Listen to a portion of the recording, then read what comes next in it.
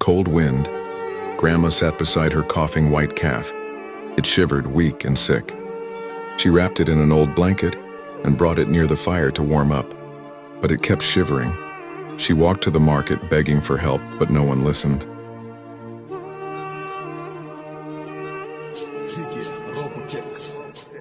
Then, a small poor boy stepped forward.